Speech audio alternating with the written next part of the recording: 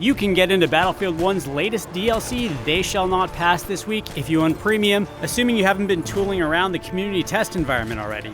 We went hands-on with the expansion for 8 hours, in which we murdered a lot of French dudes and a lot of French pronunciation. We're big Battlefield fans here in the office, so give us the old thumbs up and subscribe to our channel if you like our coverage. Let's get to it.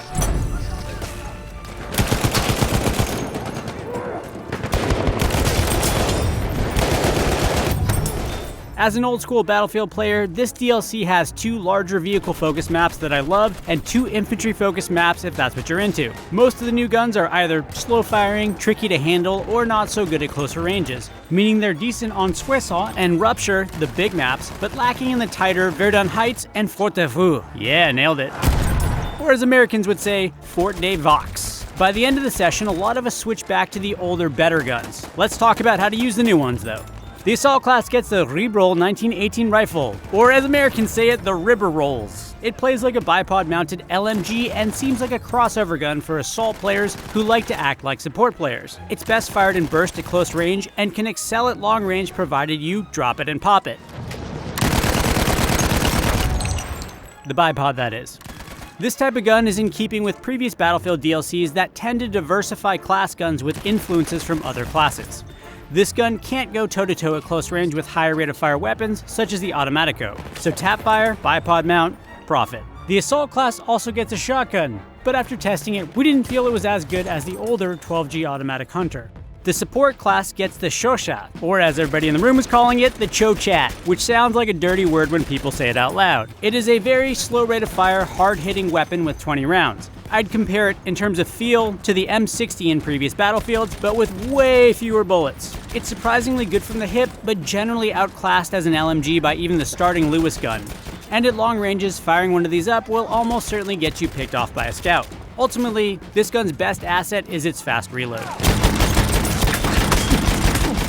This time around, the Scout gets the Lebel Model 1886. But to be honest, sniper rifles in Battlefield 1 are some of the friendliest in any Battlefield game, with high velocity and minimal bullet drop, so they all pretty much shoot the same. Line up headshot, profit. The Lebel has a good magazine size and fast cycle rate, however it does suffer from a long reload animation, which is death for people who like to play Scout close in.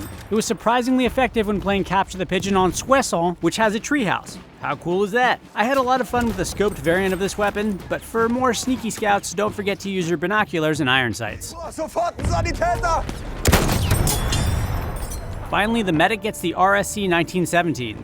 If you're a proficient DMR player, the iron sight version has mild recoil compared to other DMRs, making it easier to get on target. Combine that with a 2 to 3 shot kill at medium range and you have a strong medic gun that's only held back by slow rate of fire and 6 rounds per magazine. Because of the slow rate of fire, however, in tight maps like Fort de Vaux, you'll want an M1907 SL Sweeper or something automatic. The maps of They Shall Not Pass are gorgeous and range from a close quarters fort to a fun river crossing and a burned out hillside forest. The close quarter map Fort de Vaux was a pleasure to run around on. Being able to detonate locked doors with C4 makes up for all those times in Battlefield Hardline I had to manually plant by pressing a button rather than just using the explosives I had to blow shit up. On these tight maps, Battlefield 1 is making strides in reducing grenade spam with recent patches that can help out a lot, making you feel like you can actually fight and not just die in a hail of grenades. The new Frontlines mode made good use of each map with a mix of engagement ranges and vehicle types. Frontlines is a mode where teams capture conquest-style flags in order in either direction. The team that pushes the enemy team to their final base engages a set of rush telegraphs, and detonating those wins the match. In other words, it's slow rush in 2 directions.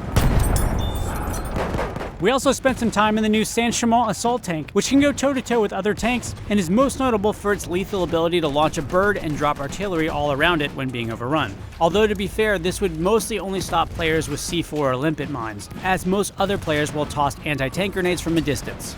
Countering this on, say, Operations mode on Soissons is the massive BL 9.2 siege gun. Playing Operations on Soissons was something special, with waves of attacking tanks going up against huge artillery pieces. The 9.2 can shut down a tank rush right quick, but is extremely vulnerable to scouts or any tank with a direct line of sight. There aren't a lot of them on the map, so you will have to fight other players to get on one.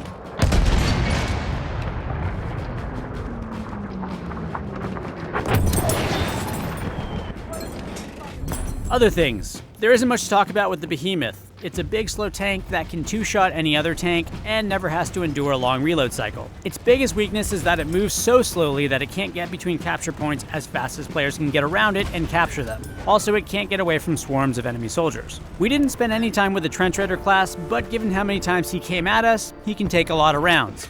But he can still be killed with a single bayonet charge, which is kinda dumb for a melee-focused elite. At the end of the day, I fell off Battlefield 1 because I didn't have enough content, and I didn't find weapon grinding to be very satisfying. They Shall Not Pass is a chance to go back and just enjoy Battlefield at its best, when you can just be whatever you need to be. I honestly wouldn't worry too much about the new weapons. Just get on the new maps, and focus on having combined arms fun. It's been a crazy month of content, so join us in the near future for our coverage of upcoming AAA titles including Mass Effect Andromeda. Check out our review for Ghost Recon Wildlands in the meantime. Thanks for watching.